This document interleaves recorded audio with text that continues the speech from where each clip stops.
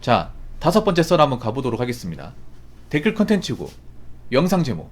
사람들 생각보다 돈 많이 버는 사람, 잘 나가는 사람, 그렇게 많지 않습니다.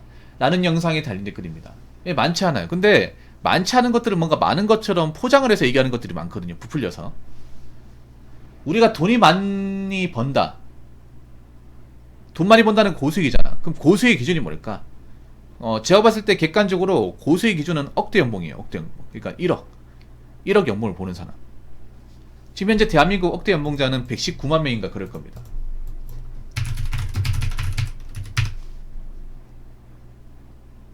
네, 119만 명. 맞네요. 119만 명은 아니고 줄어들었네. 112만 3천 명이네요. 그러니까 5초 2인만 중에 112만 명이네요. 5초 2인만 중에 112만 명.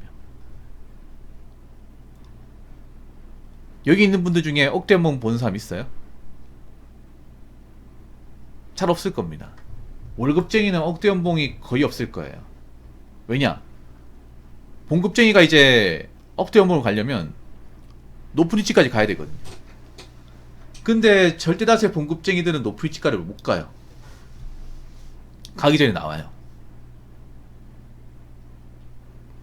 일단 뭐 사기업에서 연봉이 이제 1억 벌려면 대기업에서 부장급까지 가야 돼요. 부장급. 부장급 가야 됩니다. 그러면 대기업에 부장급 가려면 근속 25년? 그 정도 돼야 됩니다. 보통 대기업의 부장급까지 되면 이제 나올 때가 된 거예요. 거기 진급 다음에 이제 이사까지 가겠지. 근데 이사까지 가는 비율도 많지가 않죠. 근데 많은 대기업에서 부장도 못 가본 사람들이 허다합니다. 부장도 못 가보고 나가는 사람들.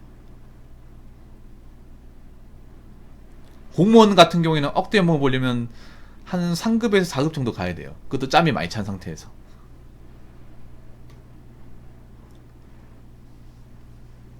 그러니까 이제 젊은 사람이 1억을 버는 건 더 어려워요. 특히나 나이가 어린 친구가 1억을 버는 건 더 어렵습니다. 보통 이제 나이가 이제 한참 먹고 나서 경력이 쌓일 대로 쌓이고 나서 보통 사기업이 25년, 공직사회는 30년 넘어가야 거의 뭐 이제 회사에서 나갈 때쯤 돼야 그때 그 정도 돈을 많쳐요. 근데 제가 웃긴 게 뭐냐 하면 제가 유튜브 같은 거 오래 하다 보니까 사람들이 이 억대 연봉이나 이제 돈 많이 버는 걸 쉽게 얘기합니다. 붕어 형 몰라서 돈 많이 버는 사람 많습니다. 제 주변에도 많습니다. 근데 말이 안 되는 게 본인은 그렇게 돈을 적게 버는데 내 주변에 많다고 하면 그게 무슨 말이지? 보통 주변 사람은 끼리끼리 올리거든요. 내가 적게 보면 적게 보는 사람끼리 올립니다. 그러면 내 주변 사람이 잘 나가면 나도 잘 나가야 돼요. 예를 들어서 우리가 이제 억대 연봉 본다고 하면 전문직이죠. 예, 전문직이면 그럼 나도 전문직 일을 해야 돼. 내 주변 사람 서울대 나왔잖아요. 나도 서울대 나와야 돼.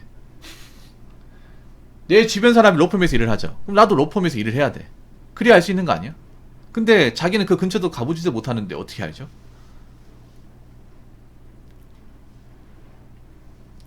사람들이 좀 허세가 점점 심해지고 있습니다. 뭔가 뭐 잘 사는 사람 많다. 잘 나가는 사람 많다. 그런데 잘 사는 사람은 예나 지금이 많지 않고 잘 나가는 사람도 예나 지금이나 많지 않습니다. 오히려 잘 사는 척, 잘 버는 척 하는 사람은 굉장히 많죠.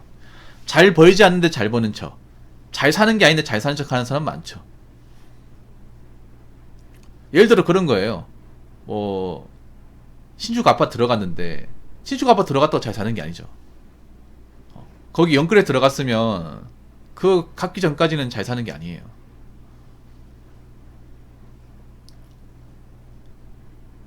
그리고 뭐 비싼 자동차 보면 잘 산다고 생각하는데 비싼 자동차를 내가 현금으로 일시불로 구입하고 유지하는데 아무 문제가 없는 사람이 잘 사는 거죠. 예를 들어서 내가 뭐 길 가면서 이제 흔히 보는 G80 굉장히 요즘에 자주 보이거든요. G80 몰았다고 잘 사는 게 아니라 G80을 일시불로 사가지고 그 차를 유지하는데 아무런 문제가 없으면 잘 사는 게 맞아요. 아무런 문제가 없을 정도의 어떤 수익을 보장하는 직업을 가지고 있으면 잘 사는 게 맞습니다. 근데 과연 그런 사람이 얼마나 될까? 여러분 자동차 매장 가보면요 일시불로 사는 사람들 자체가 없어요. 없어. 국산차 가더라도 비싼 차를 일시불로 사겠다고 하면 딜러들이 놀랜다니까요. 말린다니까요.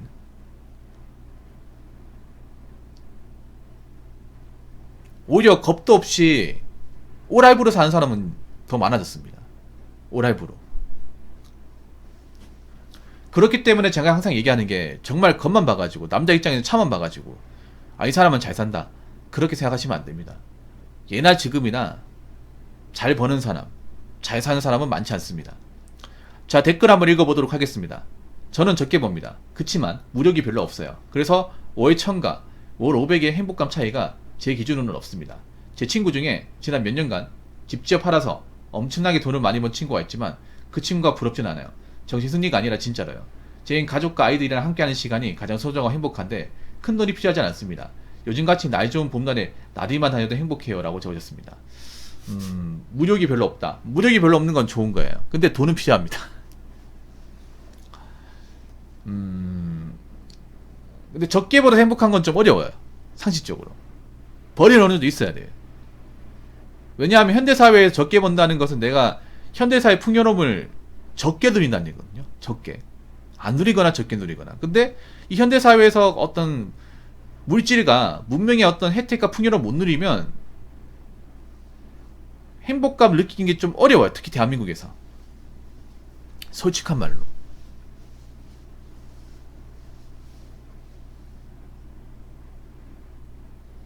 무력이 별로 없는 건 좋은 겁니다. 무력이 별로 없다는 건 뭐냐면 쉽게 휘둘리지 않는다는 거예요. 월천과 500의 행복감 차이가 기준은 없다. 근데 그건 있어요, 여러분. 그 미국에서 행복도 수익, 그러니까 소득에 따른 행복도를 조사한 게 있는데 이제 월 수익이 500 넘어가면 그 행복도 차이가 거의 없대요.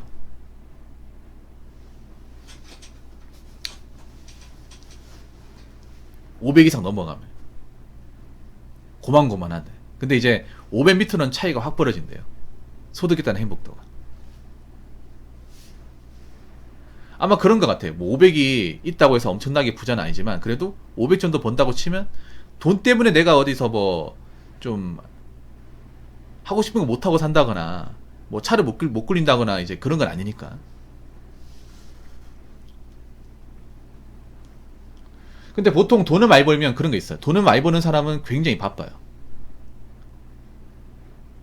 미디어가 참 현실고정 가장 못하는 것 중에 하나가 뭔지 아십니까? 다 현실고정 못하는데 가장 못하는 것 중에 하나가 뭐냐면 약간 부자 이미지를 졸부로 만들어요. 네, 부자 이미지를. 부자나 재벌의 이미지를 뭔가 돈 쉽게 벌고 한량 같은 이미지를 만듭니다. 하는 것도 없고 맨날 골프나 치고 다니고 맛있는 거나 먹어 다니면서 드라이브나 하고 뭔가 그런 것들을 부자의 삶으로 비춥니다. 드라마에서. K-드라마에서 많이 하죠. 그래서 K-드라마 문제가 많은 거죠. 근데 보통 돈 많이 벌고 잘 사는 분들은 굉장히 바쁩니다. 바빠요. 주말도 바쁩니다. 잠자는 시간도 부족해요.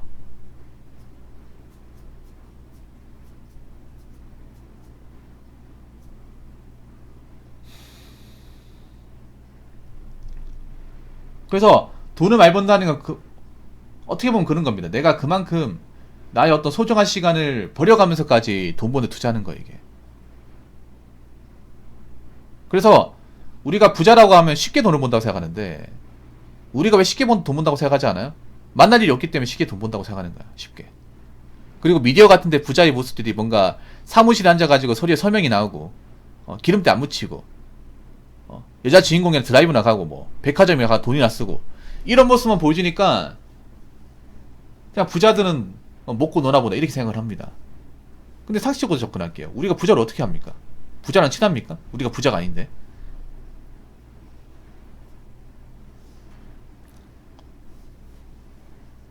어떻게 보면 여러분들이 미디어의 지배를 많이 받고 있다는 증거예요. 이것도.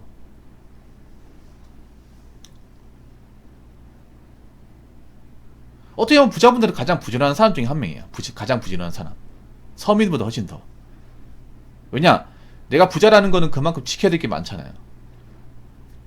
가지고 있는 게 많잖아. 그리고 내가 함부로 좀 뻘짓 행동을 했을 경우 잃을 게 많아요. 서민들이 왜 술 먹고 행패 부리는지 아십니까? 잃을 게 없기 때문에. 근데 부자들이 뭐 술 먹고 누구한테 갑질했다, 행패 부렸다가 하면 일면 기사로 실리죠.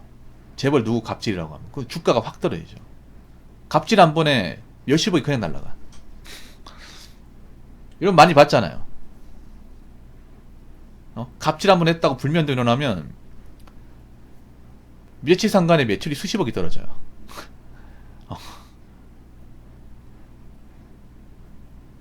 그게 부자입니다. 그만큼 잃을 게 많아요. 내가 행동고지 똑바로 하지 못한다면.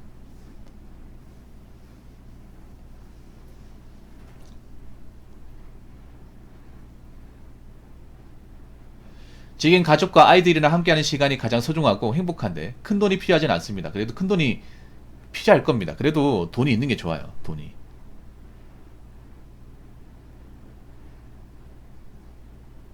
그래도 돈이 있어야 됩니다. 돈은 넉넉하게 있는 게 좋아요. 아무리 뭐 그 무력이 없다 하더라도 돈은 넉넉하게 있는 게 좋습니다. 이건 무조건입니다. 뭐 이 댓글 다신 분한테 뭐 사는 게 나쁘다 그게 아니라 사람이 살면 어떤 일이 발생할지 몰라요. 그 큰 돈이라는 게 일종의 그런 겁니다. 안전벨트 같은 거예요.